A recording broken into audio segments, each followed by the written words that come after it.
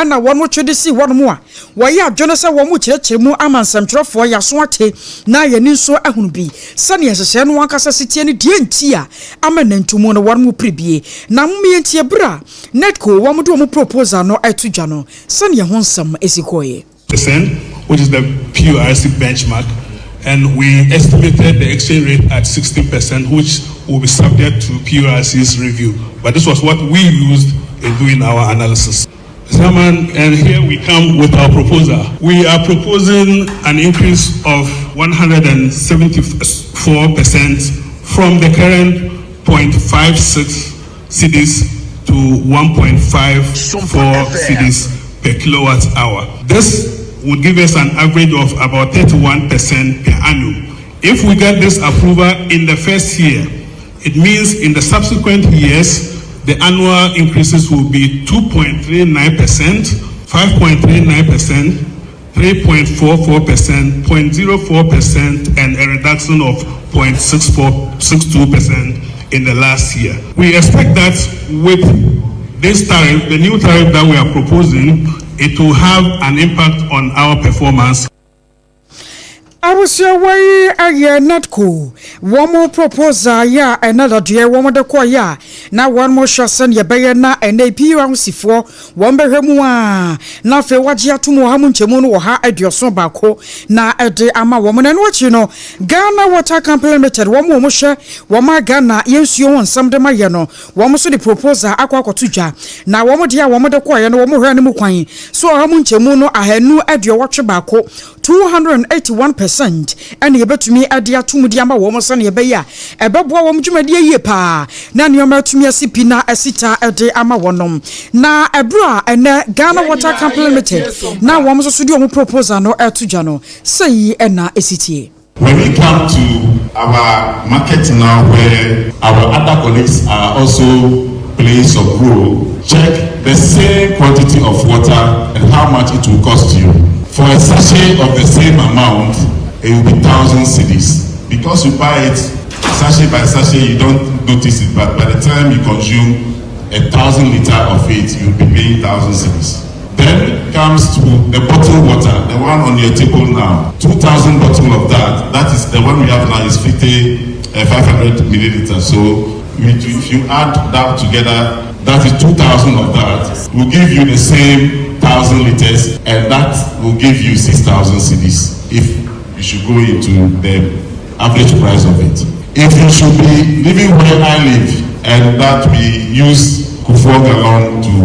or the Yellow gallon to do our water fishing, you will be buying one probably at 4 cedis 40 pesos. I was your way, near your turning Ghana water complemented, and yet one mon canoa. Na wamu church nsemu editor na yankwa omano sway na yankwa nkodi enkomo na yawunu say Institute of Climate and Environmental Governance wamu so the krata epiedwa yewra kwasi yamu abeidu waya policy lead at the climate finance and energy transition yankwa ne panyika say enkodi nkomo yewra mu ajo so mpaka se asuli. Please wait. Hey, please wait say yankwa na yansanso hwese yebenya no a na yene no adi enkomo na broni bia betena so a woka brofo kire yenti abusia ya bomoden se yensa ebeka aya yewra kwasi yamu a abeidu ewo ahoma no so na yene no atwetwe enkomo ni nyina no afa enei ECG adwumako na nya ECG nko netco ade wan mo diaba Voter Review Authority VRA enso so ade wo muntu mu apa ni nyina no akwa se jase enso so cha Ghana ya ni ba ba han se admefu wo ma Ghana mu no wo mbere na sa kai won mo twumi atwetwe ne abosome bia so a se ne nkane a woto no no ebi ba ba ka ho ade ama wo enti se wo de na prepaid out of 50 cedis a enya de be so be na hin bia sesi ana sa nso na nsuo buo nso so no eno so mo ba be pagya e wo ma Ghana emu na Institute of Climate environmental governance for at the Krota Abba. One Krato Mudia Benina no atrose Anamontu and the ECG Mekonwatuo and ya one monko Voter River Authority Netco and a good co one maka one wapomua Ghana Water Company Limited and shouldn't the Diababa Foswo now a beer packet to mono and asam poway aya one more juma one more yahun to mu wahamun chemua henu adunu enumi ECG 225% no one more trust ya dear baha juni pa na wo shemokura noa ECG adwumaku Ghana ban ama wonu tumi krata se eba no ma Ghana yenkane ya wonsam a wonu hwa na wonu nya bi mfamo no eduruma bi a womu akasa akonte woso mu budima Ghana fo no enyono no mu bu ene ye de kan de atoso mienu ye se womu dwumadi e wose womu die de bua ma oman no wankasa efa ne ntuma padi frafa ne nkane ya ho no enya no ne yahui eduruma bi a wotumu se preso kwaso pa na soso kura po no sabayi a wombeka ehu bibidi a kire mama sebia ne yebedum nkanea adechia yebesho nkanea no saade ne nyina ye ntia hunu bi ewo ma Ghana mu age sebia nsiesie bi ba bekoso ewo ECG won makache ana ya na mpempi no ana yeta hunu sankrata ye ti seyi anam so ama ene yadwumako no de aba etro se sakwabo no se pa na pirawsifo atena se ye nhwahan na won mu gitum se wo ha mu nchemu ahanu aduonu enum 225% ya no wo mu yo mu calculation na wo mu nenim se ne sitie no wo mu de ba to Ghana foso na baba ye ni hanhane ama wo kina bi ye to nkane asesi anasa wuto nhia asesi anasa no de enya de a wo mu kuo no wo betena sekora na wa ye nhwahan ama sade no aba wo mu se druma bi a eka ye nei afoforo ECG adwumakuo no a anam sunti wo mu pe kwa bi so a na wo mu de nkane abo no bi aka ho no wo mu se druma bi ana firi wo mu ankasa sabi o ye kan se ko ba setemamuni adeka e wo nkane ho a enya temamuni mom na waso koda aka eyemu ECG kuo no ano mu adwumakuo no ana wase mo hwe na mo da aka e wo ma Ghana emu na ye kan ne seye no ayana ne nyina no ne kase pa no eda adwumafo won mabam se won mo susu be ye bidi aboa anyambia no ye kɔ ne sey san se ye to nkane aboom ye tunso aboom a adwumafo so eka wonom ya ne owura Charles Apia Kubi wono ye head of business and economy bureau adema guta adwumakuo no yankoi na ya ne won mo nkonkodi nkomo ne misasa anyambia guta kuo no so asami won mo je ne sey obanyega se mo ajo so mpaso nie so mami na guta ekuo no mo ho yade nyamia dum ene mo paibo obi ahụ ye na mo chere o wadom ye kurekram wadawro ma ansa ne ye baba ya asemi so kra no na ye di nkomode afa nkane ani so bo aya tomu no ya wono se guta enra monkura bota bi a wono ma aton spare parts aboso kai fo wom keka wom pa ya chasa na nya asem ketwa ma ne nyina no ye se manfrafo a wom baba je wom aga na aboso ya wom ye adwuma no ene nkame ye se na Ghana ni tomomone bo na Nigeria ni so sifa China ni no so ton de ama wom de no kura de won mate so a ya Ghana no ye de ne ye nyamfa so mfa mfiri so ye hwe de no ayento ebi mo so ye de ne bo na edinti wom keka wom ho minim guta yenim semu na adwarefo nyina ekuo no moda won ma no asami ba ye no abedru manim ehu nkomodie no wadar ma kosi se yansa na yato ayasem ne so machi mami enawashi emzan chia woni ochifo enokwe guta eni da no na de si wa buchi kan ni so yenyo ma na ye ye mu fi mu yina she omano ejedi mu yi oman bi ejedi nsu jina omano koso mo bi anka che ye si yempe foreigner tom bi diga Ghana yenka za de she Ghana ha emra e wo ha ho a bi diga emra ya hye de am foreigners so mo fa so fun diga no akoye she over a period ni more than 5-10 years, almost 6 years ago. Almost when you go so, and almost compete in market by law. A president for local businesses. It's as in can say, it's citizens. Now your Citizen Responsibility Act, to protect the law of this country. Now your law say, local people so mundiga. Foreigner unni ho kwan so be ho adwuma ne ɛho and I enforce say they are protecting the law of this country. Now ensure say the market is also protected and business are also supported and there will be sanity within the market. It do be say no more no mu nyina atu ti ebe he enya bosie kan ko a ememu ha be bia e the market ya preserve for local business. We will have to ensure the laws governing such market are enforced to the latter without any fear or favor. Na wada mo akoba ne seye no ye wonu se eku awudo pinua ba monten so bi ma ba bekasa de atia Environmental Protection Agency for krampo ba bekasa se ye wade bi won ma ye nam ne kwan so ne mra so na ye ehu adwuma na asa mo betia si monten so mo ba local konkofo shop ne ade no de entwa yie guta sa na mo tuwa yi mo ka ne sai na ye yesanse ye kokoko a eye mo so ne ba be hye Mami, so what is our Sompa FM? Citizen arrest. So what is our reader? As citizens, we have the responsibility to enforce the law. There's no ambiguity in what we are doing. We are so much clear in our mind what the law is. And we can be said, Citizen Responsibility Act. So we are so much guided. Whoever is talking probably might be talking out of emotions. But for us, we know what we are doing.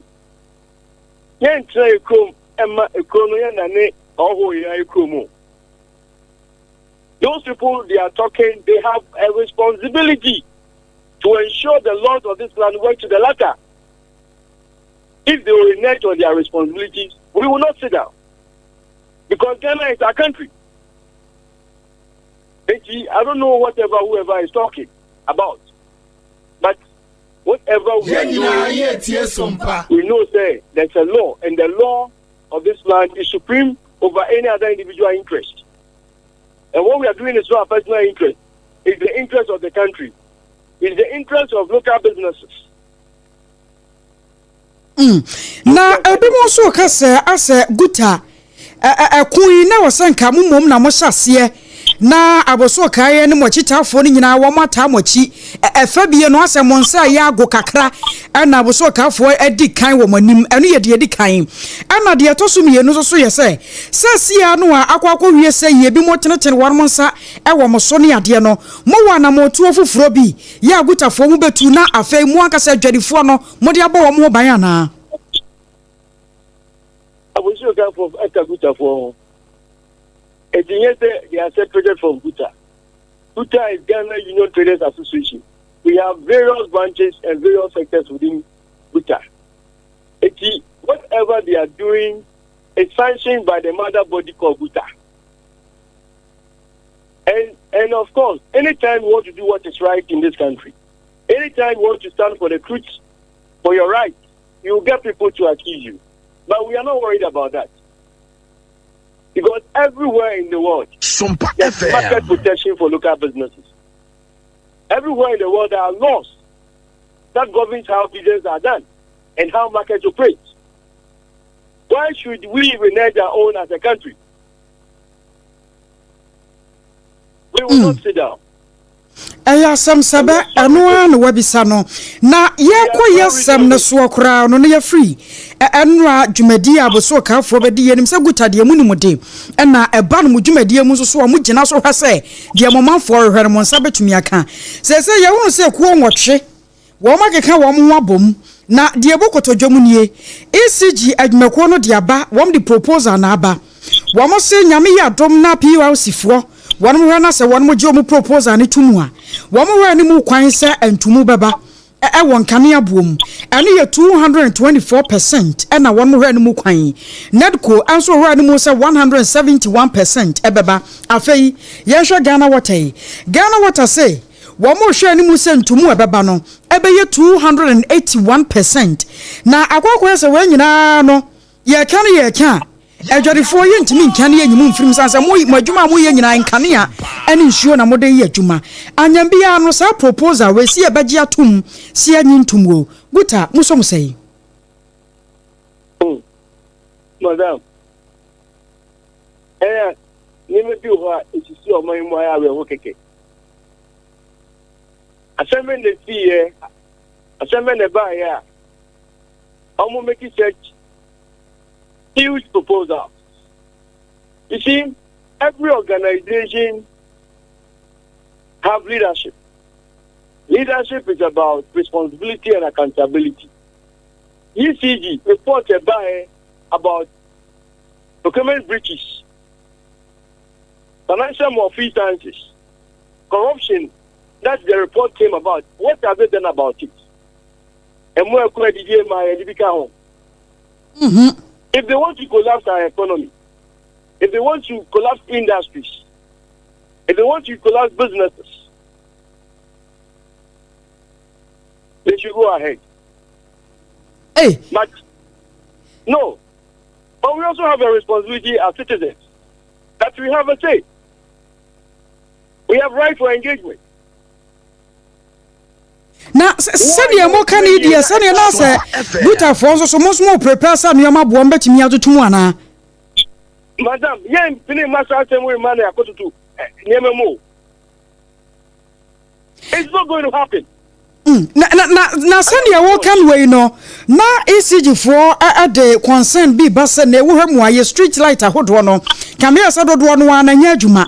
ana de aye adwuma no nso a ɛnhyɛ da nsɔ enyina ne na so yie papa bia afei wɔn mo ankasa adwumadie mo hwɛ a ɛkae a amiri ECG no na sɛ ho akɔkɔ nya sɛ saa nneɛma mienu nyina no wɔn ka bom na de ntumu ba ana Ghana water nso so nsɛm a wɔn mo ka no ɛfa bia akɔ gyina ne yɛ teteɛ ɛne sɛ ne wɔn so proposal no wɔn de kɔ yɛ fa bia sɛ ne sitie no ebi mo sɛ galamsey ne ka ho ana anam so amenne no nneɛma ahodoɔ wɔn de so ne yɛ nsuo no so no enkame yɛ sɛ bɔ wɔn mo ka enti wɔ sɛ Ghana manfo nso so yɛ fa bie na de aguta mo nso so mo kan deɛ sɛ kɔba no sɛ mama Ghana yɛ ne ahahan dodo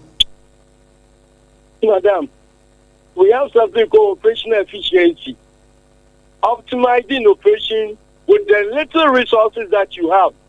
is better than overpricing the consumer. We are saying over our high cost doing business in Ghana and utility tariffs is one of them. The government is talking about 24-hour economy where we are promoting industrialization. And you want to increase tariffs for what reason? They should be efficient with their financial resources. Corruption, they should try corruption at their end. Document breaches, they should make sure they avert all these infractions within their operations and ensure that there's enough revenue mobilization within the market. They should put out systems that ensure that everybody is paying their bills.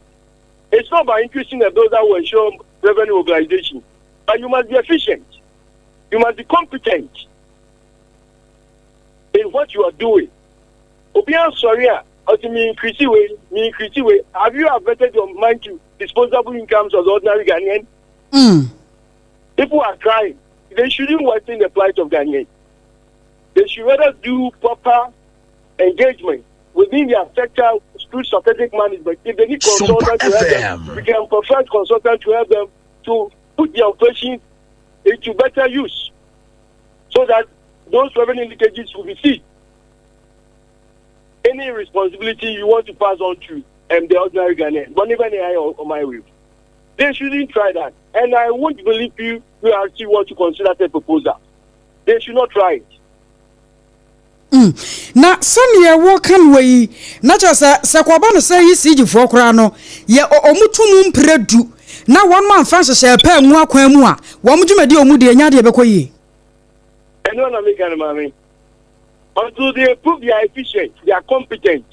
they shouldn't dare call for any increment in tariffs. That is all warranted. Ante sɛ si ya no guta mo twɛn na mo hwɛ sɛ PRC foɔ wɔn proposal no wɔn bɛgye ato mu anase wɔn bɛte so anase nkomosie bi ɛbɛkɔ ansa na madam mama nso mo de aba akyi ana. This have come to the public for discussions. Okay. We will definitely engage PRC at the appropriate time. Enti ano bɛyɛ brɛbɛ. She didn't come up. But of course,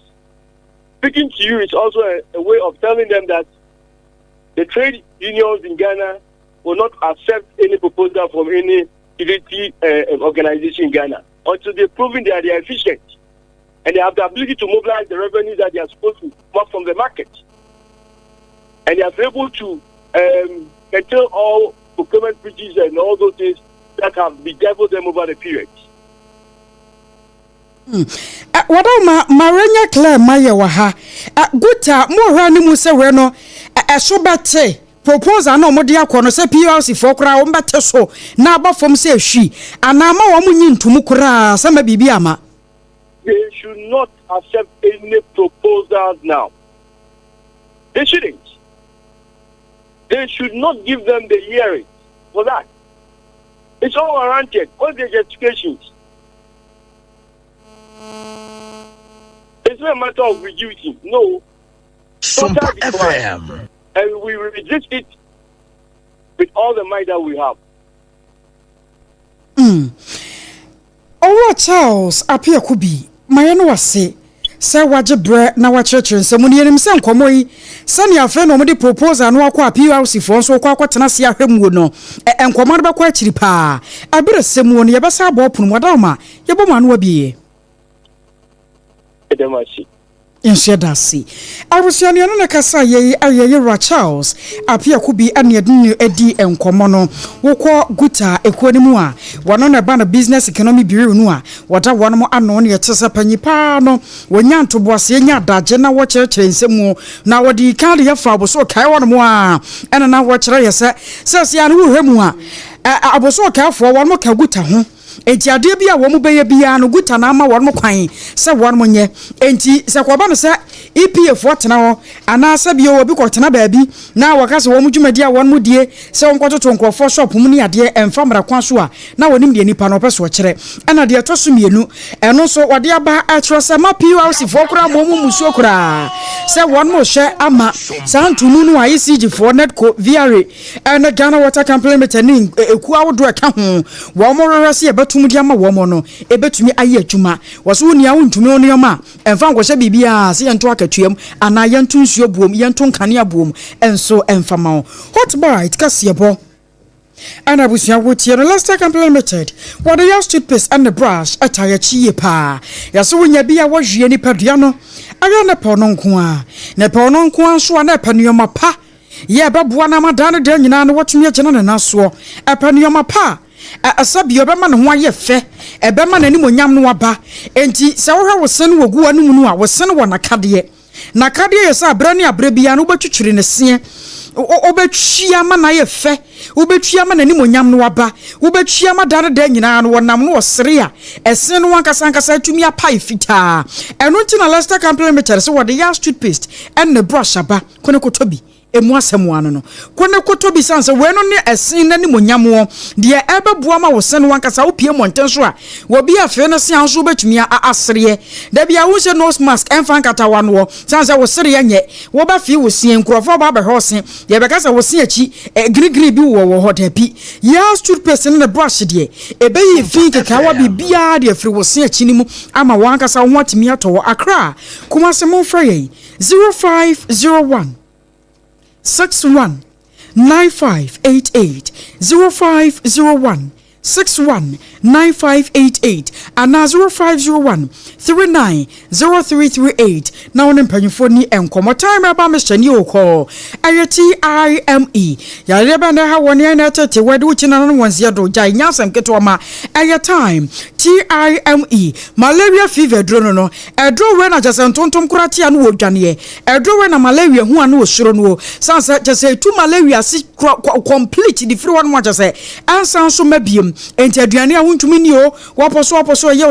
wonya time eba Mr. yade ne betu se ne your time church Mr. ne capsule so ho e ma ne mema emu som se twetwe eye mi Mr. dro no general well-being ebeboa na busi mo system no na akode achi ayade enti rushes no a etabo wa himfie wo beyi wa himfie wo no bewi afi no se asem pompompo bi sansan bi na sisi so e maso nya nika maso nya akono wonya time Mr. and the capsules na tumi aboa wo 0244 417 669 0244 417669. Electroland Ghana Limited. Yeni edi home appliances papa ba. Na electronics die jai. Wosa ye ho a. Baby abekwo bia de obato anya papa. TV, air conditioners, fridge, washing machine, kettle, rice cookers, microwave, blender, chese. Bibia bi wo ye wo bi. Yes wo on my yes ye wo dem. Yes ye wo kitchen. Ma wonya akono, ma wontumi nkasa ma wo. Mo obi wura wo dem a wonka se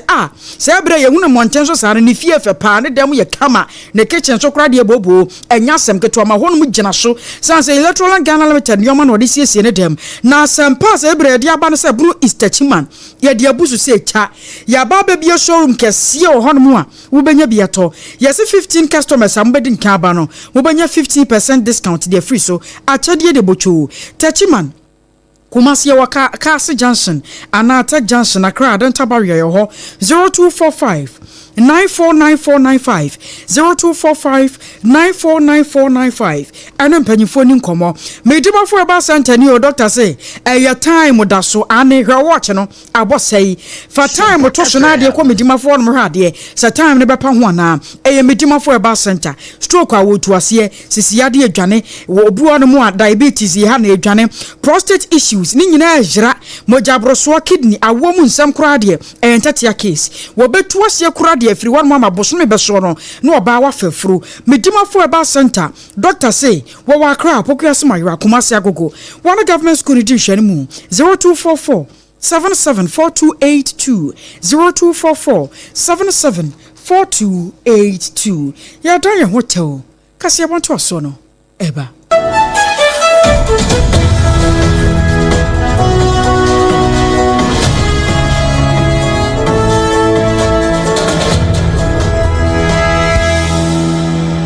nokure kasiane ntoaso ya de mawo na asam kese bi asi awa asantemantam mu mpatuam awia yukura mpote ho asam kakra awo dubienu kase no so amansia west mansin mu na yegina yi assembly member ye owo mpatuam eye manso mpatuam aboabo lecture area eye honorable Samson Dakwa nipa bi aboretuo ama me ne okasai wato ya anom ewo no ho asam no ne ye ba ye nie won kire se asanko man nemfo kro ye ya wonum ni tontokronfo anyan wo madawroma ene wo ne mabunu ye won potam ho no wo mo ye mentene ho ase bi wo ho nti akoya te se misunderstanding ni disagreement ena ekoso ene wo bebo ho na abo amane so assembly member wo ye ntem yenko e nakoka ase no bi ma ye sansa anye bia no ye ko be nyina no wo bo no ba beguo na ono abo afa na tare afa na wakingia e de egu ne kon ho ya wo kro woduru ho ane so mbo ne tuo ye befua na sasem we huntino ukopie mu ewo mpatuo mu a manso mpatuo ye pani be habusia adwane e Facebook ne so Sompa 106.5 FM Accra Sompa 106.5 FM Accra mpatuo mo ye se ngege ehwa ye hu papa ama manfo de kire se nia ekoso edie no kura pa sa empanifo ambamu a asam kase pa ena ebeba eno na nam so ama ya mane boni anase yam omo onipa oto ye nkra edi film potam ho no Ebeneza owusu ansa wa ama nan so ha ya woni esu anyu lecture area honorable Richard Kofi Achina wona na akwaba nkomo sanso woni honorable ya wona oboni tuoi wona ni nyina mpo na kwa assembly ya wo mkodi assembly nkomo ama committee kura wo matie so wo hwe na asumdue mbra no wo mde ona bo asesei ona bo Samson Dakwa ya bo ne tuoi wo mde ne to ano ene sawra hu semi yakwa kobai na ona bo Kofi Achina akire nsemu se akire ona bo Samson Dakwa kora de ekire mu a owo fio ana mpanyimfo ni bi frɛ ne sɛ ombra na wo meka me boys ne down e ma wo mu wo mu ana frɛ ne ma na ba obeduru ho ana wo ma bo ne tuo ko enti yɛn hyɛ dante asɛm no ase na wunwi ase yɛn sote enti enam so ma yɛ frɛfrɛ mpanyimfo ma mpanyimfo nso e ba ana mpanyimfo aba ba yɛ de ombɛ ya nyame adom yɛ de na ba ba hyɛ mu o mochuari ɛyɛ afɛri mochuari eni asankofo ni issue bia last 2 years kula yɛ committee e ma yɛ kɔ yɛ no wo mo de nneɛma agu akwan mu ma yɛ ono assembly member no kora na yi no as a leader ese wo gina ya assembly members ni nyina na no ni asankofo no edili if enu ade wo frɛ sɛ nkrata asem bi a ɛwɔ hɔ no mo ese me na me provide me de yema no na wo no so hwɛ sɛ obe submit nkrata asem ni nyina na wo de ayɛ de akɔ nti so obi ka sɛ issue bi wo yɛ ne asankofo no ntɛm a na yɛ toro issue bie ni mpatuamfo tontokromfo ene aboabo wo mo mpatam ho ene asankofo issue bie ni wo mo ntam wei eye onimanyamfo Richard Kofi Achina na wo wie ye pe ena Ebeneza amana nso ho a wone omanfo na wo mpato mu no ene aboabo ne tontokrom ho mabunu ne bi no wone wo bonkom wone wo say hey aha ne why is here Sagana Mampeni ona ye commander in chief of the Ghana Armed Forces onu wasoma sojafo si wo meku mpato amufo emme bi nka tontokrom fo a ene ye brabonten be kanye saade a eho be da ne na belia o na wo mo kire wo nsem musei Omato na adwana gare atu agu ese ne yakwa ba bia ha ya fa say ese mari kan kuru atu mpatom atu nsuemu o kwa adwuma amako dwagu so agbontuo oh dede yanyamudai sa na sabonta so omuko ya omako to anfo machine na machine afọ chigu machine so ze kedi pese mu anse ka mwanya kedi kombewu ndide omampani don hwe omohwe mansfon the mansfon mu yande amwaye omuku ya pa omampani na asoma wo mu a ane so omonka bonta so hwe se aban ade wo ho na mo atutu ase no na esa be da ese bonta so for da sunu oma se omo transformer ti omampani esere no so na asoma wo no a oma yehu se nye ono so na asoma wo ma oma yehu ko anko ba se assemblyman oye abamu nipa ono no bibiba osolve ne so ofie no anya ko ne so oba ne oba be solve problem ne so wu a ne ya kan so be ye den e be so obampanyin se e de ba na opese wo ye amasa west buntefo de ba na wo ye opese obre anu duane no be so be kuya na anti se ofiri se sasanko goldman na o maba no oba pa se o mekuye ko no musi ko na obampanyin enka ene apam fofo eni ehu ne ko ni ntu ko rim fama wo se ye saadi a o ma hwe ya de be si no e be dane wo buntefo man se amasa west e be dane na be la o mo chia de be si ti se o ma hwe wa se banka de be si no enye papa o amasa west ni ebesi no anhwe ya enye papa e wa Mansia West o manfo na ho ne bu afu papa wo ye mabunu ne bi ya ama ne boni Ebeneza usu ansa ene won bonko na busia se wo join ye e wo Facebook so afa na bo picture no to so mame ona bo picture no we ye bra na wo pa assembly member ona mo ona bo samseda kwa bra na wo pa assembly member ne moto no e ye se ye tisika so ye bedi bi enti ye tisika so ye bedi bi ana afi ade no ase wo mu di ade no dodo ana mabunu no so hu se ne wo ye na so mu didi ko ba bia se so mu didi ko ti mabunu ne so ade ene wono amoto abama ano no wo man fa ne se won koyi o ma no ana so won koyi ano ma won no ene so mabo ne to aku na fa na bo picture na oda form no so to so ma me we very good won abo ne da ho no wo ma bo ne to ma che se fa we so ka ho asem na ya wura ho papa busia se wo ba Facebook ne so a eye Sompa 106.5 FM Accra Sompa 106.5 FM Accra asem ne nya nika sa nya nika ene ye ka na sa no nanso behwebi na wo kwa wakasa mpa me hu ne Sompa FM 4 page so ene na Ghana nyina ene ye kura esansa aboa ne tunu aso a ye nkasa saro ne so na mom ye kasa sare ye nso sabre ye a wo ma wo mpatoam nyame ampata ebi kasa be se Liberia ono sapepepe na akọ Savannah Mantemo ba bi ti se gbanyiri nso a ehwa ayere papa na nso so afa wono na hwe afisem so se efiri se yewura Immanuel Bombade ene ne committee wono mo hyase na wone ya bonwura ne mpanimfo bi eka bi ebam edi kan hyase edi kasase no ene madwo adwobre na hyase a eba setie bia ejani dum enam saa ya so amadom a won ma ye tukotena sesei ofa ba bi te sai bunu East Mantan no won ma je mia hodo afa ofa bunu Mantan no so a won mu wo mia na bi ene amai bi nso kura atwa Ghana ho ahia me kire Cote d'Ivoire amamu ne nyina no dodo na ahyase a wo mo ba fie na saa nkomo yi no yewura Muntaka Mubarak ene Sompa kase ene die 48,000 plus, but I can tell you as we speak today, more than 65% have returned home. Yet the biggest concern we have is our colleagues and compatriots across the borders. Many are coming back, but we want to even facilitate that and make it even faster. In the Bole district, in the Swala Tuna Kalba, a lot of cooperation is coming since we met Yagwamra. His chiefs are cooperating, the youth are cooperating. So we hope that, we have given ourselves, maybe by the end of the month or by the time the committee finishes its work, we should be able to get largely almost everybody back home. Yewra Muntaka Mubarak, as well as some Russia Bedouin, no, one and I tell say, watcher, dear Akosua say, oh, being until oh, potem baby, na Usrechra, Sakochi, ne Hojoba. Ahwehwemo bia pie Geoffrey National Service Authority wonomo akachi sa Ghana yadapa so na egwa bontin onya asem keto ma enkoda afeni ya wo mo foforo kora bi mkura ase yafunum so ya register wo mo so mo ye National Service ya wo mo da payroll so abosome so a wo mo gya katua na empanyefo akoduadua mu ama audit report apie monte so no kire se enkoda maako apemba ko 1000 babies o abusua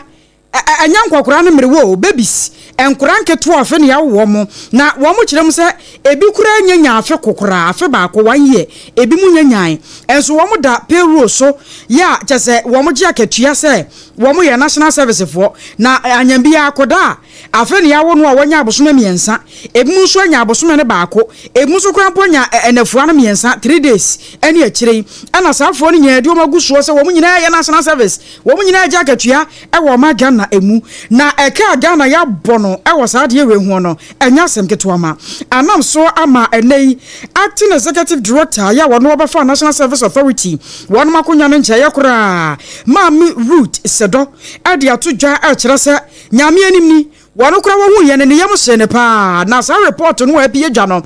agene nsam se enei National Service Authority wono makache yenya nkoda totofe 1 wo mo nyina da so a wogi pewo raba sa nkoda no kura no junior high kura wo mo enkobie. If the system was foolproof, we wouldn't have had children under 1 year without Ghana card being on our payroll. We had almost 1,000 kids under 1 year on our payroll, on our system. But we were thinking that if the system were to be foolproof, the system would have detected that these people were minors, because it is done and it can be done to the extent that the system can determine that these ones are below the age of 18. But that was not done. We had some people who were above, I think about 3,000 or so above the age of 80 years on the system and receiving monthly allowances. We have the exit year for everybody is 40 years. So how come people above 40 years? I was not just a more some no grant of fair one no apemba ko yede wo nyina agu National Service so aye twia wo mka no na yabo mo amane no Mami Root Sedono no why acting executive director at the National Service Authority. Any a champoi na ya transfer no so e de ani atremu e won san foforo mu nya ho pepere kura na eno ada e na ba montre so se bunu regional chairman e de ma NPP amunyoku ne yakwa mbafo abronye dodo na nim se e fa na abronye DC presifu afa no bra no wo fie na ja presifu akobo ne pon kokokokokoko obie ba ya wo mse presifu ohia ho bra na ye nko busa won se me won kire no correct e no won de ne kwa yenti no na adwo da presifu akokom na ene won de ne kokoto a shishi so kwatro chese wo mo san fa no koto presifu akokom bio na nyame ya adom adafiada wo mo san de no aba to na nsem ne so ne se ne nsem kan bi a watena social media ne so akeka e wo man Ghana mu no anhwe ya na de ojamom e na eba enu nti wonko nwunwe ne nsem kakra na wonsambra na kwatro no kwa asetena so de wie ya pe ene ya bo modin a enya ni lawyer pani ya ja wo hwitwaje no our friends lawyer Daniel Mate ya ne bon komo ene wie ya ewo forgotten countries bra na Professor Kwabla Abochi wo bo adwuma ewo forgotten countries wo Sompa 106.5 no ene wona ne bon komo no bisa so papa na mukọ atokra no ekosi sei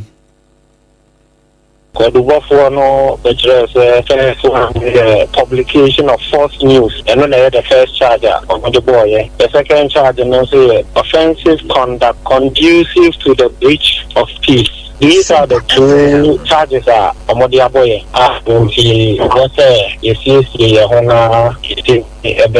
Mounty in court. But a police for a court prosecution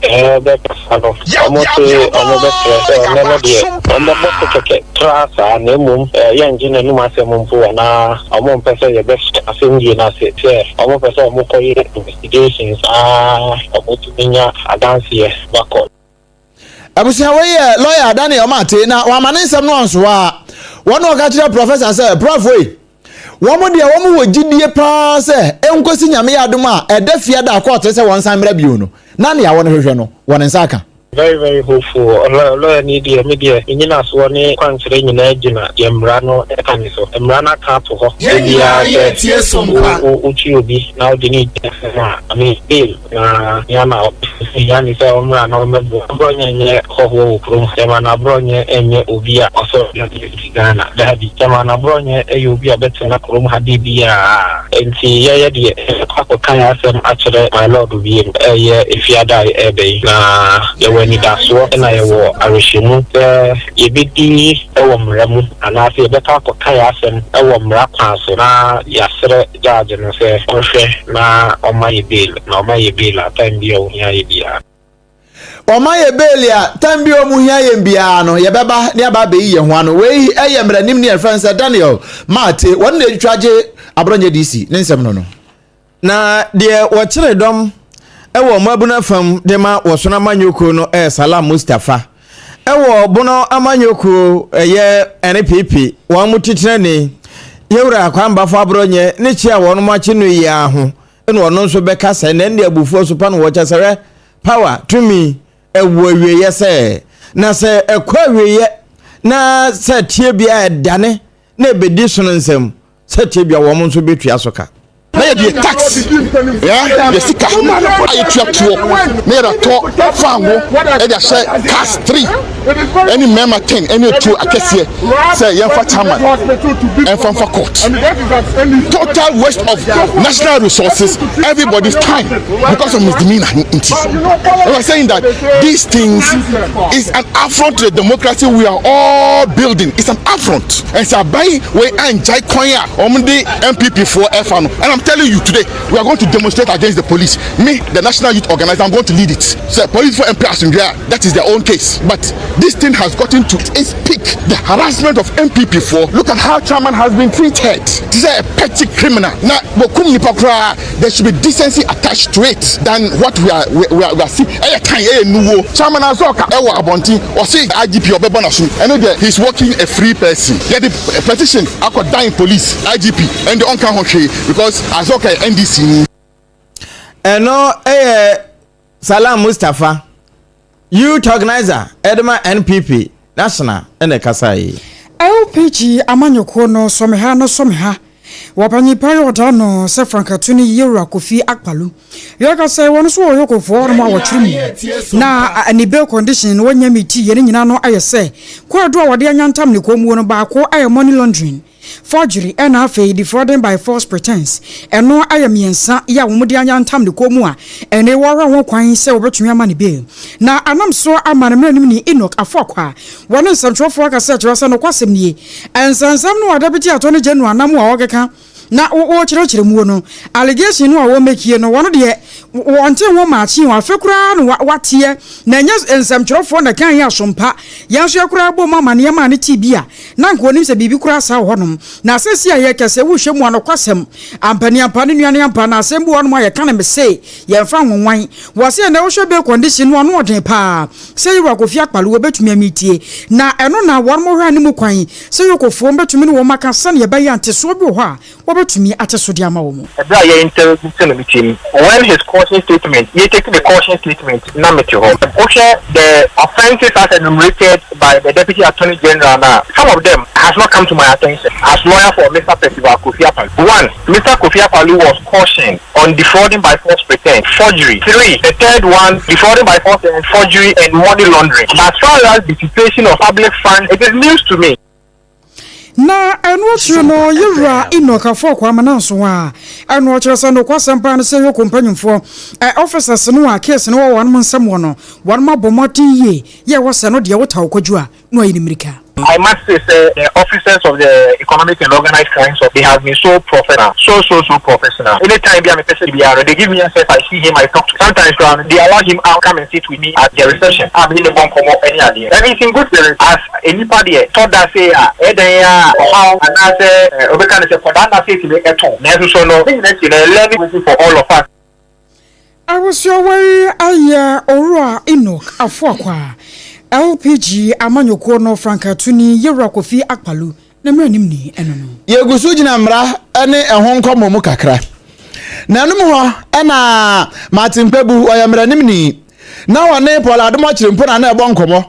ene wo kire se o ukopie mu asante achim na ofo wono mra hye badwani me ne wo ka se ohene Kwame Frimpong ya ono kura no no ye independent candidate obetu and apia ku bi ya papa no kura anka ne wore ho pa wo kire se Martin Kwebu na ka se yo wo se ohene Frimpong wa ya wanted ewo UK enu nti wo ko UK no a ya che no am ye na gina mra na no e me nam so kura mpoma Paul Adom chiri mpo kura de bi to so se enu anhwe yi a ye be san akwa another by election ewo asante achim north enu kura nam so ema honorable wadane mpam wo enu ye video enu azehemo hwe medame mpam den na chese megina mrana no am wode ba social media ma manfo bebre akasa fa ho a asem ne guso ya yakoso nti enam so ama lawyer aduame ya ono ena ye mranim ni a ogina mu pa edema ohene Kwame Frimpong wono so ba montre no ne so mpaka sia bon ko no chese saa asem no aye titini nyina no nya no kure eno ya number 1 2 nienti anya no kure no papa no kure ba bontia be kasa so no 3 weeks ago no UK wa kwa ha samba edi enti na manfo edi ne nam social media no so wono waya wanted na ya chire kura na gina mra na no wono ye ne mra nim ni no obi amfa case bi asa kura mra no ena bio asemi ba ye ukopie mu asante achim na ofo manfo ne yam hyehye won pa we ye causing fear and panic e won pata Montigana fo Sompa FM mon kan kire won no munyai I think okay ya kaka ya story Ibrahim there boko na you publication be say client you know trial be cost over baby ya against community no ti obetimi alucine seat and no boy am community who no ti a trust haletan mo ya we say e Ghana hano and me him say mo na munima yen de lawyer for your client no far proceedings via to your name say obi de court and say on face criminal charges you baby see on say the whole discussion mo frère a lawyer for bisa o mo say bisa consultancy bet me losing it and na the constituents no o ma jwe ma o mo na saka si nipa o mo to abama o mo jide o ni mo no ade in believe to na o be losing it na bibisa you know and no ti I trust Alex abusia we ya mranim ni friends aduame ya wono gina mu ade ma mrache badwani a wowo asante achim north ohene Kwame Frimpong eno chese ne aye tete no enye no kra bia ene mra no sese wo mani abre papa ekutamu di ye adwuma titru ni process adon no service integrity for na wene yatema community 1 district police command wo mo na aso mamu anan wo mo pachi Pius Chukuma wodi mfinhye aduanan kro ana fe Nero Sali wono so di mfinhye aduanan ennan abamu akuma won de yebeka se motofa no fo sa akura bo ne hwemu Mustafa Uma mfinhye adunwotwe ana fe Abdullahi Amaya wono so wodi mfinhye no adunu miensa na busua kan ho tumirika na bra Facebook behwe wo mo na gina wo mo niema hoyi ya bone doboa tintim so nyasam ketwa azu ya sa rapo ho a chechire ho amana ye akono se na aduane mpo na eye den ya se bronsam tawa ena wo mo nya daje abone sa edi ho dwuma eno ena process adom e wo tema community 1 district police command say anama bi bo hwere ma egu won masom ena ne wo mo fa wo mo nsanso kakra ena wo mo kunya wo mpechi soye wo mo kono narcotics control commission ade a wo mo ni abre ho abohu dawro a kire se etiamra wo mo nya wo mo nche no na ka ne number ye GN 7291-16 wo ma hyehyɛ ede ahyehyɛ ne ka kobo mama na bo dompe ayeyere pa nya asam ketwa echen Alexander the Great abeti enti no ena post sadom no hwe ye hu se de time na si ayeyere no wo mo se parkwell wo mo ko bo mo scrutinize ye enie make say yaso wo mpanchi na mpanimfu obo wo mabaso party true ene wo mo wo community 1 ebo adwuma echese enhwemu mapam bia se wo no mo yo ekosi ase na asemi wo munya no pomatobre ena afempo enubone hu dwadie ne dwumadie wɔn betumi ayi afiri mpɔtɛmu ama emu adwo no wɔn san wɔn hwene so sɛ wɔn bɛyɔ. O tiano no siaka sebo free Sompa 106.5 ya toa ansem no eso na yo mamana nim sem dada ya Sompa what bite kasebo mu kura ba mu nchemu sa Ghana Water Camp Limited won ma hyase wo print mu se betumi aba won mu dwumade mu na tumi aboa ne nhia yi wo to akakra ba beto so na watumi atua adiama wonom na eno anam so amana nsamtwofo nhemudi a akoso wo ma Ghana mu no ha opanyipa ya woda utility review hearing committee ano wonu akwari asanso ye presidential staffer nana ya jantoa ade atu jase Ghana ya hwe ye be kura hwehwemu pa enche kura emre bia ni akira ya eba no Ghana ya hwe ye de ensa begu yeti na afei ya hyase abosudwe kire so oman no obi na eyeye na so ya na yeye ho wosene nyina no ye se galamse no aban no aka ho asem aka no afei na mu amane hunu mu amane nya emu sunsanso bone Ghana ye be hyase ne ehunu bie ne nyina no akwa gina se nei no yensuo no ayenom no dodo no asei enu ntina typhoid dodo no ya adoso no yade anketenkete asase yi ne tie sebio ye mofra ya wo mo no ya sase ehunu sunsanso bone bu wonkoda no so a ne nyina no ayaya sotwe anam so ama wode atodwa atrese wo basra pa abre na dru so se wo mu pesike o wo mu nya sike o Ghana bai no temamufo nyina akabo mu na galamse ne yetu ase sansan hwe yi a ebedu mrebi o man ye nyina ebe so ade ye de akokɔ divu a ye de akobokina ya sere Nigeria for se wo mmre o ma Ghana nhue sanse ba bia yensuo no akeka kono ano ya yedin ediamaye. Because of them, we say the Ghana Water Company has a lot of issues with the water that they have to process for us to use. They said that in no time Ghana will be water poor where water might be imported. And in that stead, we create vulnerabilities for the vulnerable because the poor cannot buy water from abroad. So as the media, I think it is time for us, all of us, to come together and remove the politics from the fight of galamsey, so that together we make it okay for everybody. The future is blue for water provision and quality in this nation, and we need to take it seriously. Akosua Agyeiwaa presidential staff wono koya utility review hearing committee wono ana oda wonma no nana ya jantoa ni nyina ye amnamdwuma ho nkomo na edesa nkomo we nyina nso aba na eno nenam so ama mpanimfo enso de omano ato bi kire se ya aman besa amnamdwuma emfa mara kwan so se ye de se ye nsu e wo man Ghana mu ne betwa ba hwe ano mpanimfo afra ban ama ban so atie sufre na nso ukopie mu ewo eye twifo oman hene popro ho no eye Obrempong apia nuama ono na eka bia kira ban sa ban ye ya na afra o sebra na nso ba wo ba ye nipa wo de mo ba ye so mo metwa ba emfa hwe galamse na no wo mu ni mu empotem ho sam fafra mu ho nyina no nya de a wo mu ni mto mo ba won na nam hano wo mu ntimi nwura forest num wo mu ntimi nkonsuo num kura enu nti be ya nka ban emfa utumamufo no a ewo kronum wa enim kronum nim krona bakosem enim da kumpotin ni ba bia wo mu a eyam namdwuma a esensuo ye enu nti ahwe yi a ye be kranso de afri Nigeria ne kodivu ano yempe omo a enim wom na ba sa o metimi aboa amakon no etimi akoyie pa se ye hunu bebre aya aben ba ye modern a obo se omo behwe se galamse ni bekofom se de be ya yensuo ene ye kwaye na yemfu kra ni kokko nyina no enko seyim na ebeboa begina na daachi ya konkan ewo ye dwumade bi a ye di wo ye forest ni mu ene yensuo no mutitiri kra I'm saying and saying me who say I buying attitude task force for me. What you chair won't say, oh, district me. The JT say, oh, more a year used to who buy a name, yeah, that I'm saying you won't need, and you say you to me at USA. Now, Mrs. Suyan say, I buy why I dear moon. And Kababua say, Kalana, ye fa woman, say woman, Kobo by another woman, convention. And Kaya no district, say district via and a dini padeco.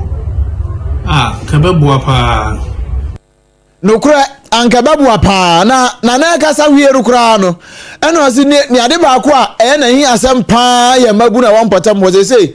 wo mu ne nam pansra saa wo mu nya adwuma bia na o maye nanso se ne atwo na aka no nsa nya adwuma na hwe ye na bonsam wa pa adwuma fon sebe e de ama won pese mabu no be ne nam bankyere ti wo ka kira bansa ban mram no pa adwuma mabu no no ho am safe na wo mo ire ho ye ne bebre no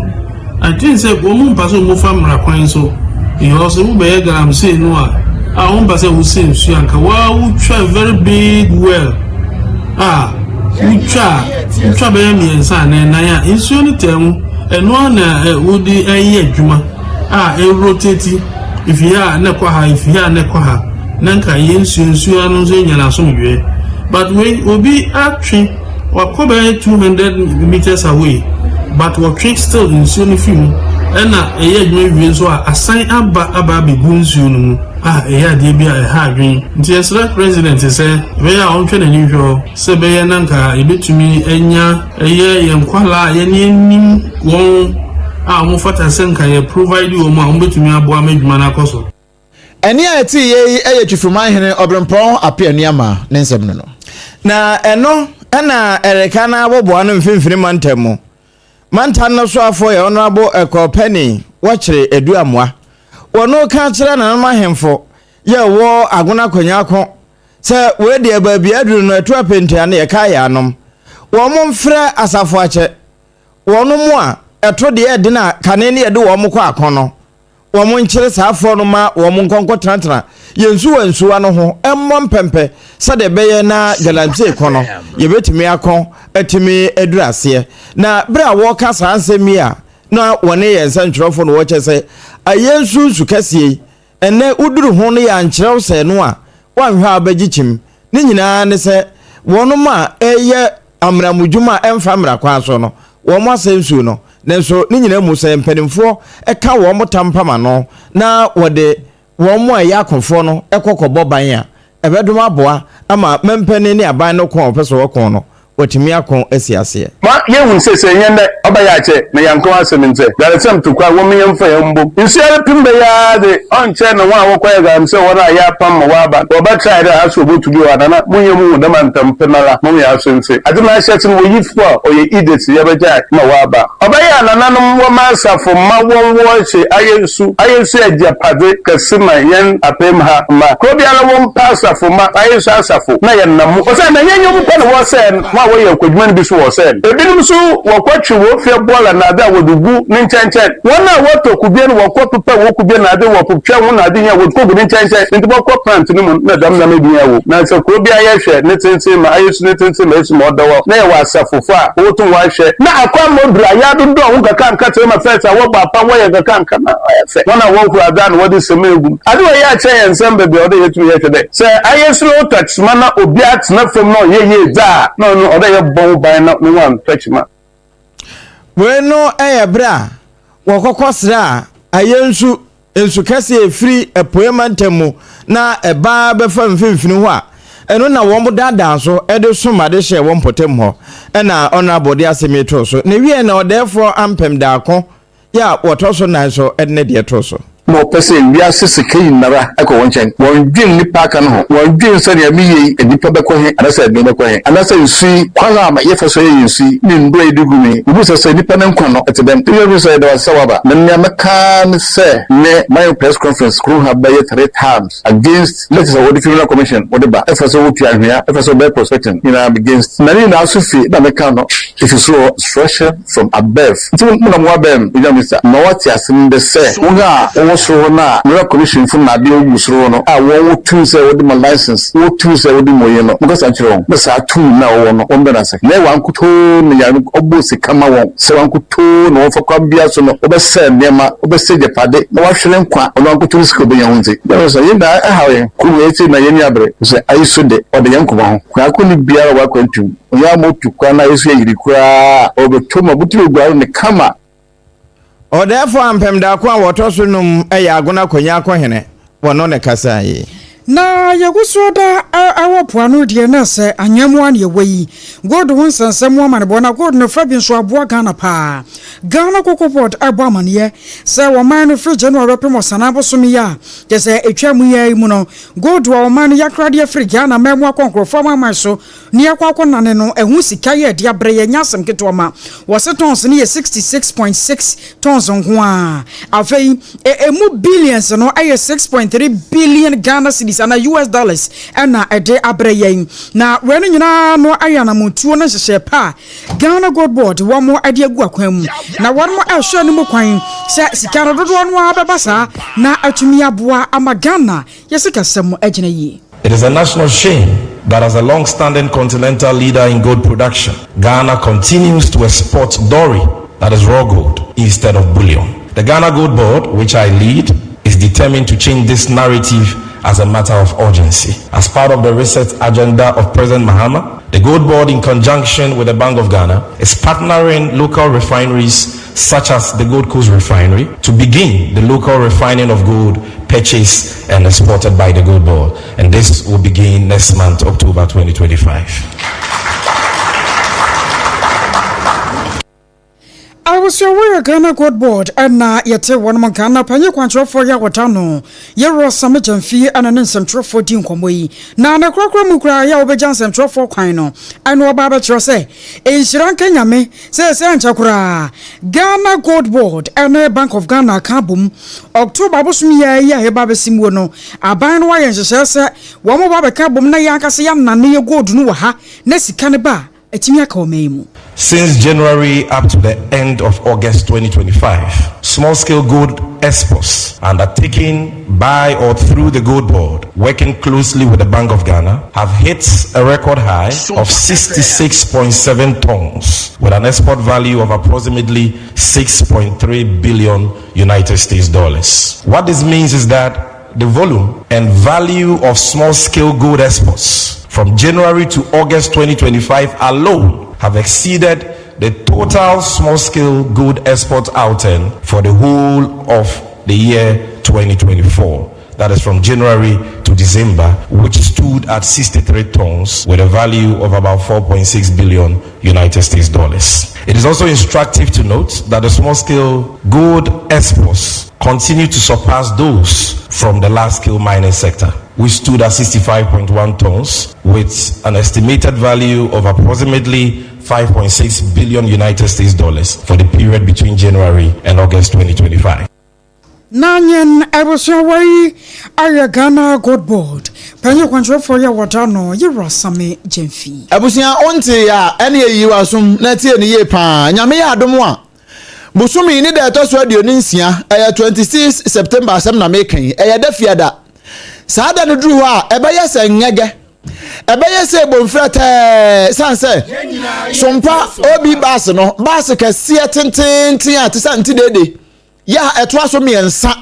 ene ye de ba ababesi domidwom nyabotre na tie me wa ha pa sanse dede no ya do so mo ntere so enu nti abase ye betenetere won ya aka nyina ne asanso akyadiefo ade na bibia ya fine bibia na won hya dante ne ye ye ba 26 September ya domidwa kase enum ho ne ye begina ye de bas ni besi ho na ye yiniema e wo bas no nyina de ache ne de empty bus asan be lodi foforo de akọ enu nti abusia bia woteme nka bia no ya na 26 ne duru a eda fiada ye be hyase ho be se na onum ahomadache ne ya hyase enu nti anapa no nsi akase ye be kan fridwom ho a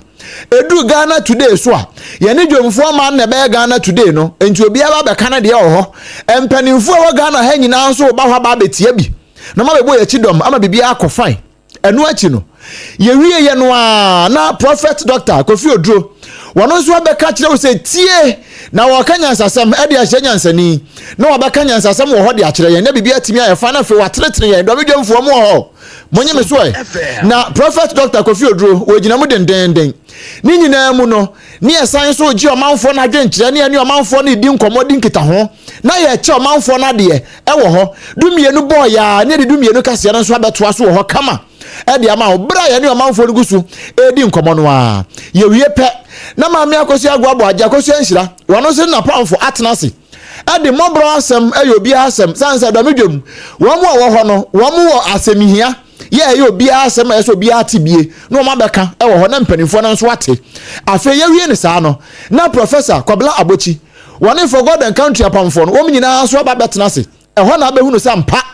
for God and country ampa wo ba be kyerɛkyerɛ nsɛm no efi benkum kwasi ni faso etifini atoye ene nkyɛnkyɛn de ne nyinaa na abadwafo nso akyerɛ wɔn adwen e de afa ho na fe wo awo ho no ebe bie phone lines na wote ho deda na nso agye microphone na wakyerɛ wadwen wo ho ye wie ne saa pɛ ne ye san de hot bite news sɛ ne ye ti so sɛ ye ye be san de atoa so e wo domedwum e de ama wo enu ntia busua e ya akan ho ye wie kura no na push it prophet Godfrey Akwa wono nso pushi bass no ne de aba besi fie boko esan se yemfa ki ne nko se be ya amanfo benya ne ewom ne nyina na bibia ya fine abusia bass no niema bebre ewom ye san gi bigum eno nti bia se ne ye ko nyina so ne ye bodawuro ne ye bo amanfo adwadie hu dawuro de ama won eno nti o pese ye bo niema hu dawuro e wo bass num don komi ye mo hu dawuro mfa ma wo a gi number si taw na frɛ why 0547 548 538 0547 548 538 aya Sompa obi bus nyame ya adomu abosumi ne da etoso aduonu nsia 26 September eye fiada ewo domedwa kasiem eho ne ye de ani kire abusuan ye nyina we so na ye nane ye ho sima pɛ ye ba kase ne nto aso asante bronkon wo mo se akronfo awranfo we de sojafo mra ho na wa mu pa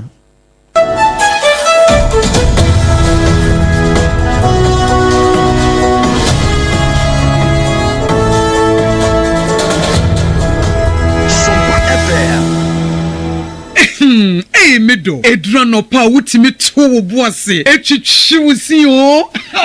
do na so ni se me de yas toothpaste and the brush and the twitwi mesima menya homka senti na ye bokoyi na me de me all time favorite yas herbal toothpaste and the brush aboa me amasesei menum so a enwunu anasa de ehia me sem fimfem me biem na wo hwasa mesi aye fita sesrecha homa na et brightens yas whitening toothpaste and then the brush and then me do chimisi enti na wo se afei na yas total care gel toothpaste and then the brush ne de ebo wo se ho ban demu ne nyina ema wonum ye sham oh yes enu krotrodo yas herbal yas whitening and the yas total care gel toothpaste and then the brush abusuan chamfa se wo pedudu tu e won kran ha from Leicester Ghana Limited and was 050-161-9588 Leicester Ghana Limited and the yas toothpaste mo ahodo and the brush abadwa so ababoy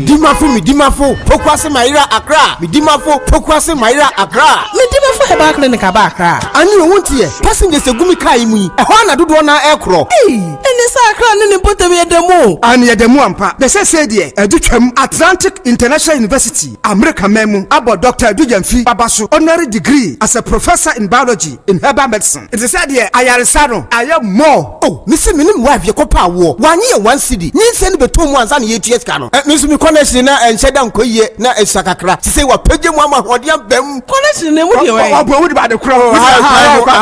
de kro wo de ba de kro ye ka stroke nso de wo fa no small chese agidi wo wu ani de asie no yare bia etatia e wo Dr. Tamda so andi so diabetes hepatitis B prostate hypertension malaria yare bia kumasi say owo agogo opposite government school no ena nkra hanso obepiem e wo pokuase mayira kwan no so fra doctor 0244774282 and 0500727215 Midimba for Herbal Clinic Wudima for ne hwa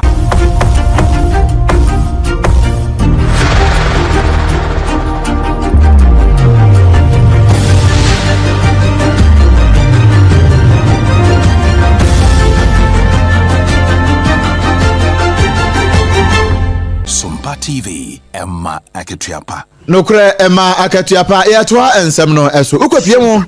ewo bronkon ewo afigya kwa bre south ewo asantemantam mu a omanfo ho chese nokre sese womoda na womun gugem pa bronkon asem ne yakan womun gugem ama me no ka sei adehye oho toto de sese be yanka we de womun hia prosi wɔn hia fire service for san so wɔn ba kora ma ehwe wɔn pa asɔdafo wɔn a wɔ tontokrom no wɔn fo mfiri tontokrom mra bronkon na wɔn mɛboa sɛdeɛ ɛbɛyɛ a ɛbɛboa paa ma akrɔmfo awrɔmfo yɛ wɔ hɔ no wɔn atimi atu wɔn so sa na ɔmanfo a wɔ bronkon ɛne yama ne boni ba abedu ɛbɔ nkɔmɔ sɛ deɛ bambɔ ho nsɛm de ɛnyɛ koraa mu no nsia ne fa mmeranteɛ no mu gu akyira ha mu no nsia ne fa no mu ahyɛ aseɛ yɛbɛba ne ane ne yɛsi ha adaka koraa ne abu ani wadeɛ na da hɔ a ne yɛfa kɔ na sɛ meba abadwom a wɔ ne obi abo no buhunu kwa ɛti bambɔ deɛ sɛ yɛkuro yɛne bi wɔ mu koraa paapa ɛne dwa yɛ a yɛte mu wobu sa na yɛ saa ne teɛ yɛfo ɔkyɛma koraa saa nneɛma no a ɛkɔ so nti no ɔmu ahoɔden boro ɔkyɛma no so nti ɔkyɛma no koraa ɛba saa wɔnna ne wɔkɔ nti yɛwɔ ɔhaw mu paa mepakyɛw kakra metimi aka sɛ edwom ha deɛ bambɔ biara ni ha no adeɛ bɛkye ne akɔtɔ lɛtiɛsi a ɛbɔ bɛ 8 o'clock na boys nyinaa ne agada dwom ha ame amo bepra nti agya yesu ni ano yie bia wɔ baabi a kurom bambɔ no ɛden usɔle ahomakye na wokɔ kurom bɛ no nan a yɛbɛdwo baag nti bambɔ biara ni kuro yi mu ankasa boys obu sɔle akye sɛ wi no obu timi de besia ne tramon yɛnim ho kyɛ sɛ wodi wurɔfo na woteɛ wɔ made agye ne ane ne de abɛtɔ wo dabrɛ omu sɔle so asekan ɛhyɛ omu a ɛso kodwa bi ɔkɔ bedu anadwo ebi okrom bedu anadwo bronkonfo na ɛkasa yi na assembly member yɛ wɔn pɔtam hɔ ɛyɛ honorable sɛ akɔde ado wɔn nya Michael sɛ akɔde ne bia wɔn de assembly member nkasa ɛna wɔn nso kyɛ sɛ no korɛ sojafoɔ no wɔn hia sanse anwo bɛsa wɔn pɔtam hɔ no wɔn asoro paa na sojafoɔ de wɔn ba nom hyɛ green no a wɔn bɛsoro wɔn ɛnokɔsɛm no nyame anim ni bronko de agyensɛm enubɔne no aboro so ɛsi bibi de red ne wie nom ne tramo nom ne nasefoɔ no aboro so tesi a woba bronko a awia kete ayɛ gang we group ni ntɔkɔsi ya na we atwe sika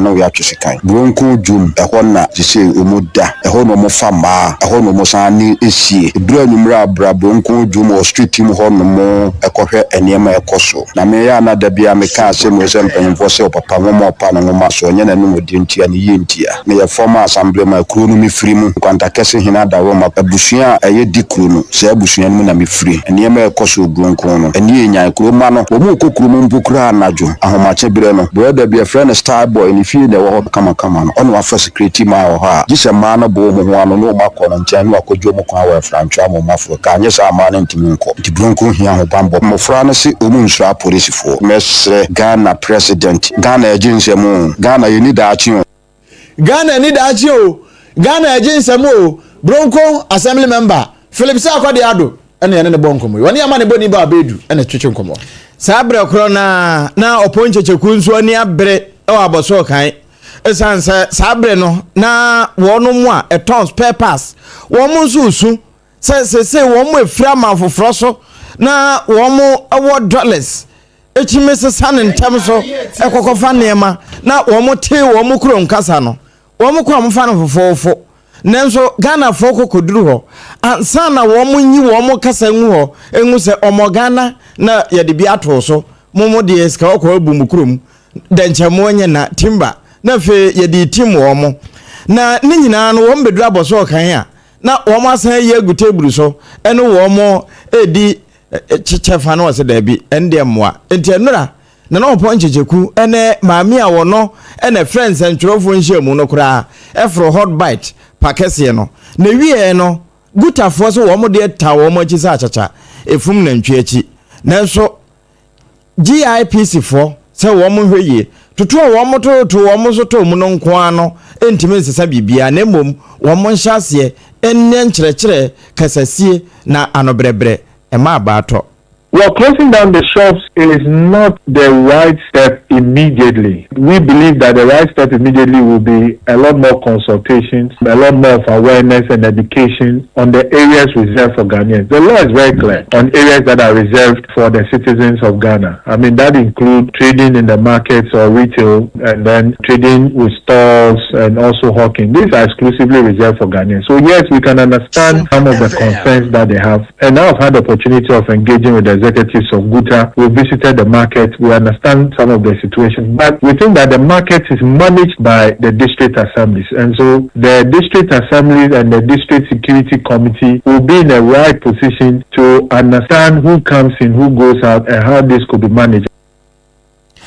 Eno eye Gutafo ya yewura Charles kusia pia kubi wona ye wo mo pani na wonom ekasa ye nanso GRPC fo se wonom hwie wonya ne boko Abusaya toa ansam no eso ampanyefo se drama fo so ne yaka ya nom yenka wo manfo ya o na wasana abusunda na to so ensiara wosam kase ne brichie bo Ghana pa ema wo kwada bi ye dabone ade ma wo man no a ewi akire Ghana ampanyefo makomakon wotwe ya na ban no de dwumadi sonko ahye won nsa se wo monko asantemantam obo ase na wonko ye adwuma kwa wi akire helicopter won moko fa ye no abusua ekohwie wo nyina to gu yese wo modworope ya chese na wo kura mu no na yentumi ehunu nipa eye ono a na eno koba ye na kokoya we wosam yenim se Ghana manfo da monim dada ye no aye monim sem ye di ho abobo a ya aban no kura mpo epa ho animdifo ne mpanyimfo achichiru ebi free China bi free US ya wo mo baba shama de France black box ha yesusu se helicopter no na wo mu wona timi record sound ne ade no ye timi ehunu de kode apote pa ye nam so a Emma sa to run channel to Ghana adehyenum na ano na nayi ene gisam wayate ane se ana yadehye a wo mukuru no free muo na anam sunti wo nyina baba ye kunafo awo ma Ghana mu no wo ma school bi adiaba na B5+ group ane DPS International School ane ne wo bo anan ko Jubilee House won mokoya na se won koshia chief of staff Yura Julius Debra ana wo mun ne kodi kasase tro se wo mo so da dwene wan hu se enei wo yonko da no da na wansra ne wekura so opesa ne nsam na nsunti no wo mo so kita won mo nsam de won betumi aye ne se won be man koda no scholarship free bonto enkura ne mfam wei na won mo enko na sa DSP International School ya ye kan wasam itama ana wo mu kire mu a na se wo chekra we ne bra ngoma so tumfo se tutu ya wotoso mienu ne ba nimpon ohene ba kwa metwirchie school ya nansen ya wo wie ye no a astronomy wo kwakwhwe bi wa abrochimamu no sa school no wasam ne ye ken enum na empanyimfo atu anamo na won maba etrasa sane aye no wo se won so fa kan bi na dia aye no ne se enkoda no sane ba tan bia koda wa wo no se wa wo num wa wo nsia wa wo nwotwe wa wo miensa wo mo fa nkora no mienu tupe ai do musu betumi no enti nkora no tu no wo mo hwe wo mo afri kindergarten na awura mu aba A level na afi won ma hwese akora ne tuition fee ne uniform boarding facility bibia won be fa no matwi aka kosisa akora no be wie school kura ya obenya na dwuma obeye weyi ani ade a B5+ group and DSP International School won mo atrase won mo be na eno watri no na Yura Julius Debra ya won ye chief justice and I say chief of staff awo ma gare mu no wa bo ne nsam shira ade ama wo mo atrase nyame anim ni wa ya ade na ade bi wo hono a enwa abasobode na timi ma wo kirimu ye da tikwa na sa no a chese edin no kura wo bo na sa asesa na wa man position foforo na sa fa aha sanse asam no ankasa no ede panyimfo se akwazo samu denti na ato ntaso gu nsomu na sa abo anka no na no aba babomuo enti asam ne denti no position no kura timi yira enti Yura Julius Debra kire se we no ye da brosho ama ni position no kura no chief of staff no nyanko ba me asesa no na se ya tum ne ya teremu di ama no ye no ne emu asam wo nam so nti wode abasobo piesie ema eku akire se won ma yade school ni panyimfo do masia ebinsanso emrabiu Professor Peter Korte kaneno penny kwantiofo anoda Institute of Statistical Social and Economic Research ISSER no da no eno wa chese no kre wo ma yimu se ne yede ho ato abrofo so titiri pa ne America da bia fi bia je se yakwa America ekwaje akade kakra ede be so economy nasene nanso mi ofa do na kwaku Trump ba ye wo se nya de a say sa sika wo mo di free America erekwabu amama ya Ghana ka ho bienu wode be ko bio nti no wo twa ba ahwe ano eno na ba ye manfo se eni o man ne ho ba kire eni papa yi na no otum no se no kura o man ne ho ba kire no nanso ye nse na ho se etimi side dan ho ne etimi aboa pa kura esika sem ne yi se ne yakoba ne sei no so o man na hwe yi a ebenye nsunsuan so obo ne nanso so o man ne esua de papa de afri mu a ye benye nsunsuan so papa o esika sem so this decision or this policy is certainly going to affect us. In the sense that if you look at the past, We have TV normal benefits from the U.S. government, the N1 motorway, and the energy sector, a lot of revamping of our equipment, substation, and many other support. So if we miss out of this, it means we're going to basically suffer the negative consequences of not having such a grant. Now, it's not an investor confidence issue. The main issue is that we reported in a loan repayment, and there was a debt exchange program, and we were to conclude on this debt exchange program. We have not concluded finally on this, and therefore the U.S. law foreign policy applies. That is why we are. Abusiani ati ye aya kanai peni kwanjefo anoda Institute of Statistical, Social and Economic Research ano Professor Peter Korte endo kase ya fe yamfa nsam ne kopiem wo amanone ewia yi wote ye se ye bo kase se kopiem e wo Nepal omanfo ho no wo mo aye ye kire kese pa madam soma wo mo manso afo ye ho prime minister wo se adwuma nkra ye afa kura de aboro do adosoro enti adwuma nkra wo na anya biu amo agya adwuma ne yo wo se wa resign ni nyina ye say the tabo no edit to social media ya enempo for God and country so na ya ka say be yan ka Ghana ha ye hwe say na ye be regulate social media no wo mo de tabo no to so e wo Nepal ho e mo manfo ne bufu ye pa ene o se wa resign wie ye no o manfo say hwe ye say resignation kwa no mu hia abusia dwane ye Facebook no so Sompa 106.5 FM Accra Sompa 106.5 FM Accra. Baby a eja demu ya hu ni se ekumo no. Sabi mpradu asanya bidie no wanhye. Na panfo parliament e na eja dem sa no. Wo mo twaja to parliament ahye ni se edwura bi. Mene wo kase ya sojafo wo mo take over. E wo man num san se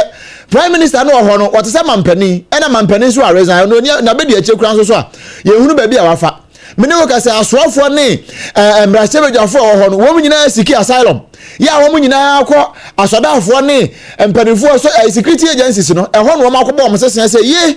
se mansoafo mpo na resign adwane dia ene ahwe ya na aboa no obutu nu aso anu de ba mo so enu nti wo no makobo mo sesen ma me na okasai asodafo wo Nepal atake over oman no ya wo na ehwe ye me ne wo kasai nipa dodo a afri mu nko an no eye be se empemiensa ena me ne wo kasai wonu mu nso a na da fiase ya wo mo dwane afiase na nkoa eya hankono prison break asi e wo Nepal ama akwaya asem kase pa ye jina we wosemi so no yeden sem nyina asinsem wo de bae no ye di makote no yesa amanebo apie dwasa National Service Authority ni okọ no mu a enkoda nketo afa ne ya wo mo foforo maako 1000 ye de wo magu penru so ye twa mu ka se wo mo ye National Service ene afisa nso afo se won search be ya oda ente se won sayem enti adehia wo gbanyiri ne na afa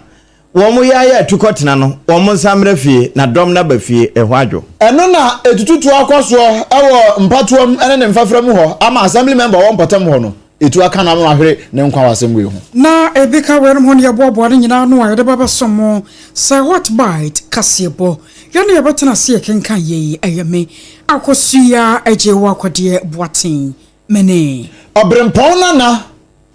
kwaku ampoma ena afi triple A man ejapia apam dada